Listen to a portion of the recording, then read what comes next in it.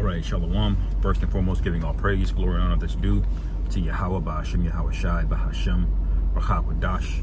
Double honor to the elders and the apostles of great most on who were well.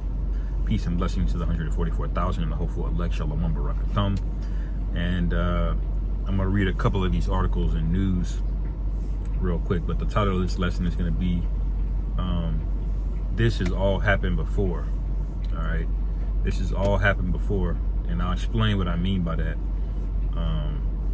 Because the Lord does things in cycles, and he repeats things, there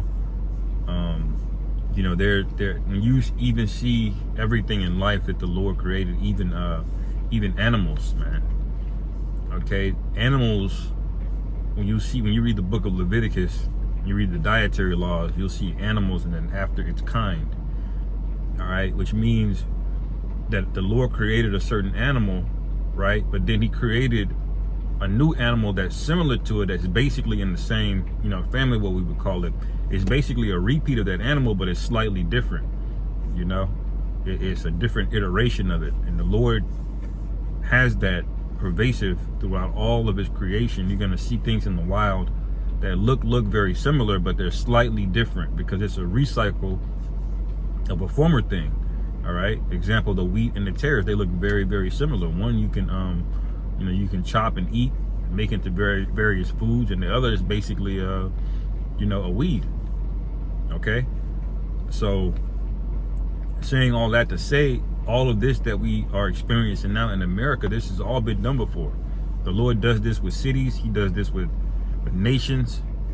Okay. He does this with time periods. Now, we went through captivities over and over again in different various cycles.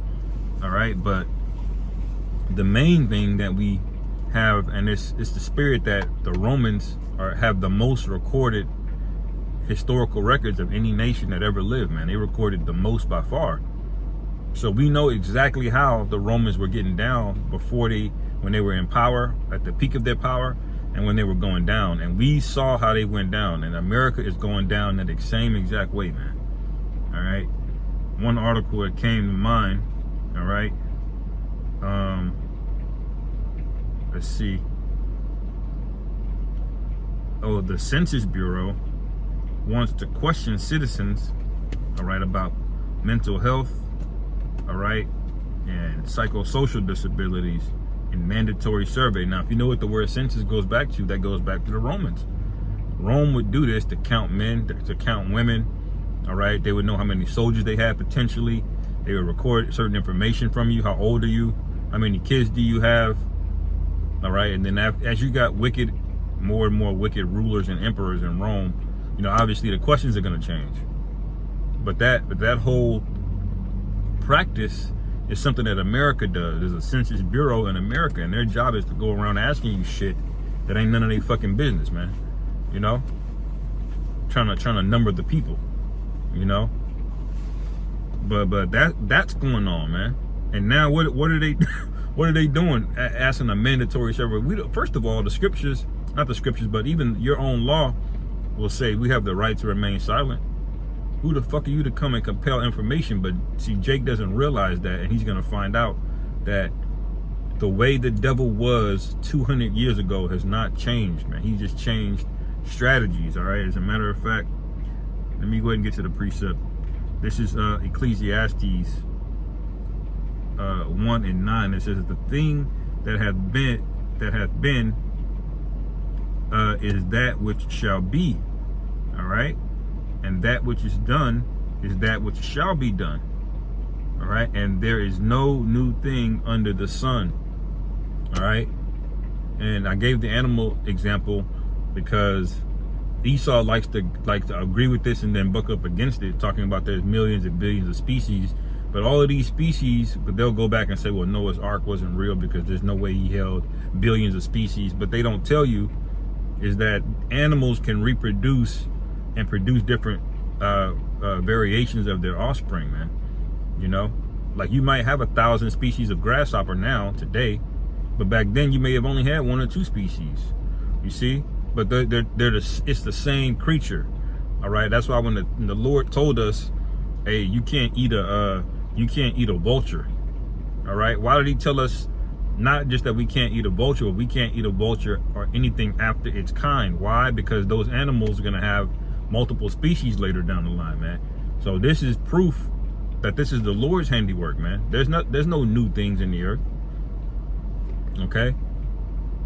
Unless the Lord wills it, makes a special case for it. All right? But it's basically saying all of the things that are happening today, some form or fashion of it has already occurred, man. There was already a temple. We're building the third temple, but there was already a temple, and before that there was a first temple, quote unquote first temple. But before that, you had the tabernacle of Moses, man. Okay? So the Lord has a way of recycling things, and the Lord did the same thing. It's going to do the same thing with empires like Egypt, which is back today, cities like Sodom and Gomorrah, which is back today. But it's all basically boiled down into America, man. America is all of these things: Assyria, Egypt, Sodom and Gomorrah. All right, they're Babylon. Because this is the final reconciliation, man, of what's going on. It says that which shall be done, and there is no new thing under the sun. Let me go to this other one. It says, I saw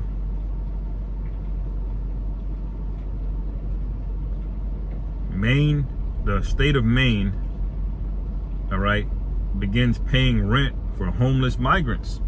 All right, this is something else that happened in Rome. All right, now what they did back then was they devalued the denarius and paid these people a fraction of what it was actually worth, and they started getting all of these mercenaries outside of Rome, all right, to go in and help them with these military campaigns. They started inviting these other people that weren't Roman citizens because they were hungry for laborers, all right. And that's exactly what's happening now. These people crossing the border, a lot of these are military fighting age individuals, man. And I believe Esau's going to use some of them to go against his own citizens, because the police officers and the first responders here ain't going to have it in them to do it. The people that are, the million people that are in the military today, a lot of them are not going to have the stomach to do it against their own people. All right. But these other people coming across this border, they most certainly will, man. And they're going to fuck a lot of people up here in America, man. And Esau knows this, man. This isn't lost on him. He can see everything, man. This guy's got miraculous power on the left-hand side, man. All this technology he's got, he knows. He could stop it overnight, but he's allowing it to happen because something nefarious is going on. Something wicked is getting ready to take place, man. All right? And we saw Rome do this, man. That's how Rome got sacked. They got too many mercenaries. They were not loyal to Rome. They were not worshiping the gods of Rome or none of that. But they paid them to fight in the military. All right. Rome kept devaluing their currency, and before you know it, they wouldn't accept that currency anymore. The mercenaries that you had. And when they couldn't accept the currency, what happened? They started attacking Rome. Rome went down because they were sacked by the people that they once employed, man. Okay. And America's going to go down in a similar way, right? America is going to get sacked just like Rome did. The people are already through the gate, man. The city of unwalled villages. It says, let me see.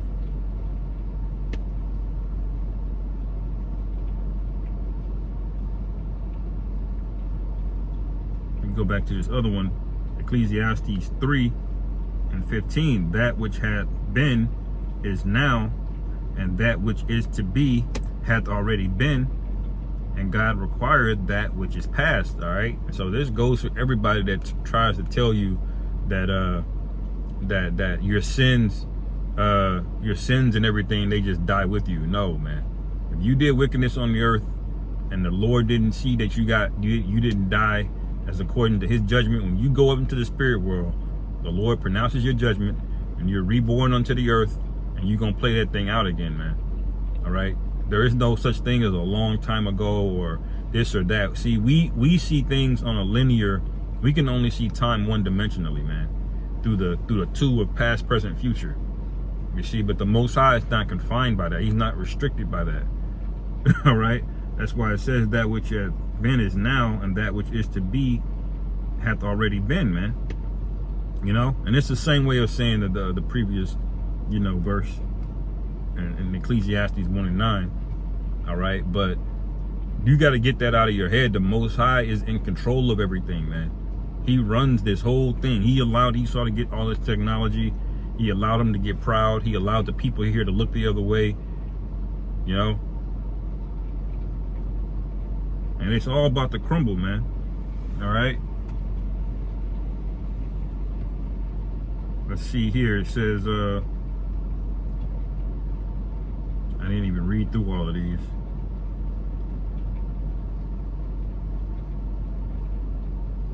It says,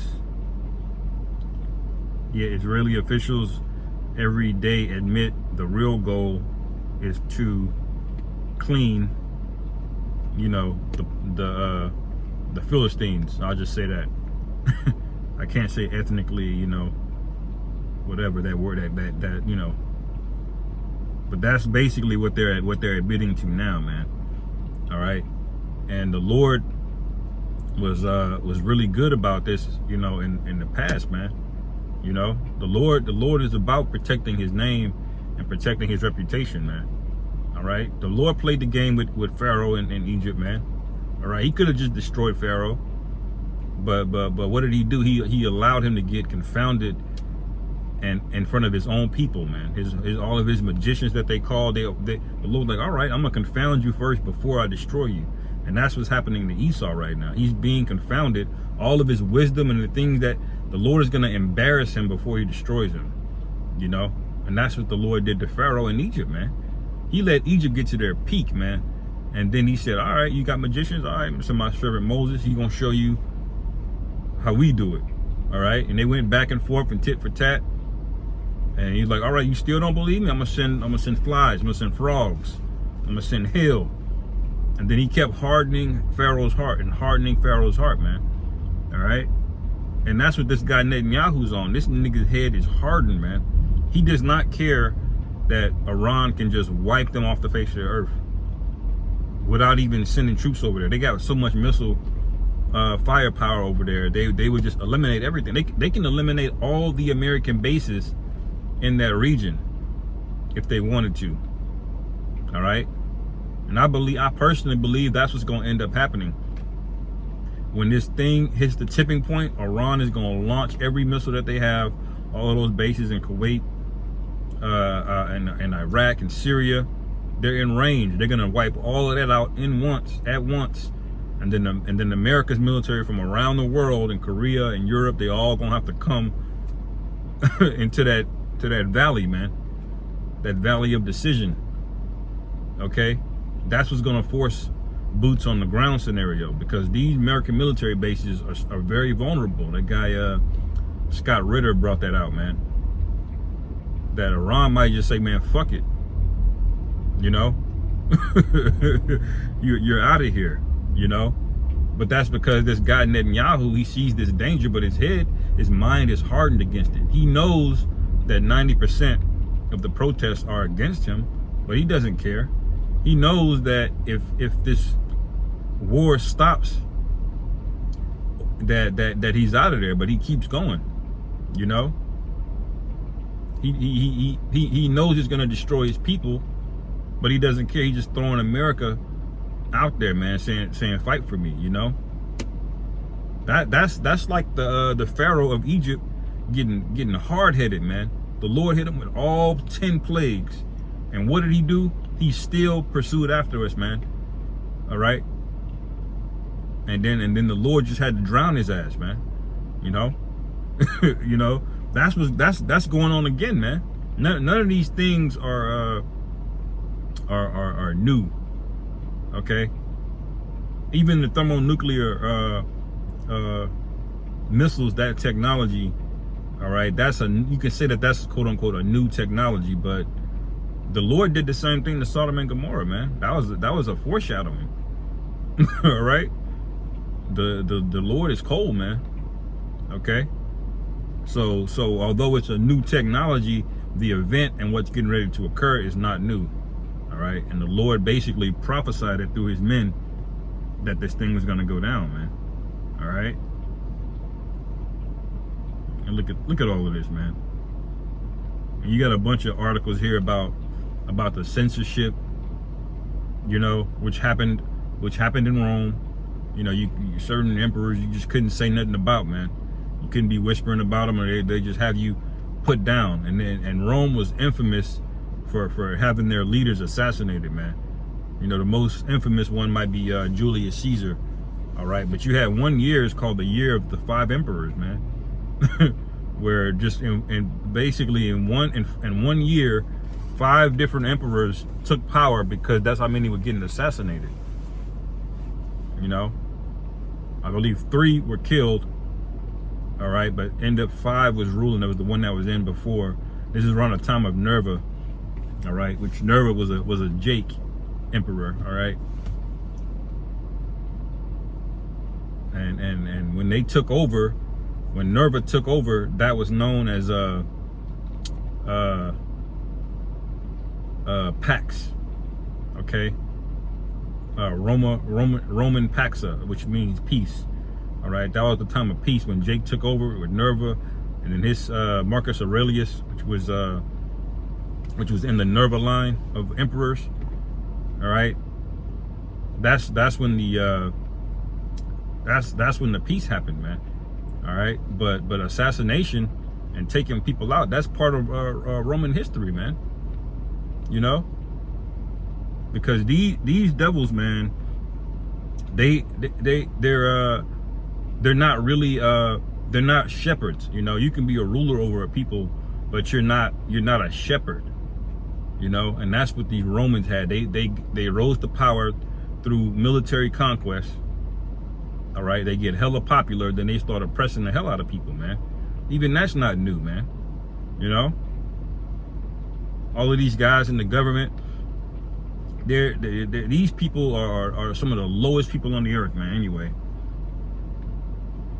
I'm rambling now.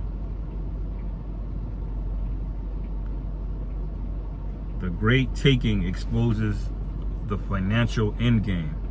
All right, and even the devaluing of the currency, that happened, man. Like I mentioned earlier, how they would devalue the currencies back then is they would take gold, all right, and they basically would start minting it with a little bit of zinc or some other kind of filler element in the inside of it that was roughly the same weight as gold. All right, they would hollow the inside out, and before you know it, by the end of the Roman Empire, that gold was basically just gold plated, man. Like a thin layer of gold on top of it, basically, and that's it. The rest of it was some janky ass metal in there, man. All right, and because they were taking the money and the value out of it, man. You know, and Esau does that today, but he just does it with a fiat currency. Now he can do it because all banking is electronic now. You know, but this thing is gonna go down the way that the Lord said it was gonna go down, man. All right, let me go get this here, and then I'll close. This is Isaiah 43:19. It says, "Behold, I will do a new thing. All right, now it shall spring forth. Shall ye not know it? All right, I will even make a way in the wilderness and rivers in the desert, man." All right, so it's gonna be a new thing, but it's declared unto us, man. All right, we know, we see the cycles over history. You know, we see the Lord and how he gets down, although we can't see everything. All right, Apostle Paul said we see through a glass darkly, but we know, man. You know, we get it. You see, and you know, like Apostle Hart said, man, I'm with whatever the Most High is with, man. All right, I don't care. I don't care how many people die here, man. All right, if the Lord said kill everybody except the elect, well, so be it, man. You know, now he's gonna preserve a lot of heathen on the earth, but there's gonna be a lot of death, man, and an example is gonna be made, just like it was in ancient Egypt. All right, when that saying King David wrote down, and I believe he did in Psalms, he says the name of the Lord Yahweh is terrible and dreadful among the heathen. There's a reason for that. There's a reason that was written. because the Lord made complete examples out of it. They heard us calling on that name Yahweh, and they got scared because of what the Lord did on our behalf in the old time, and he's going to do it again in this time, man. All right? So with that, Lord willing, this is edifying. Call halal Yahweh Bashim Yahweh Shai Bahashem Rachak Wadash Shalom.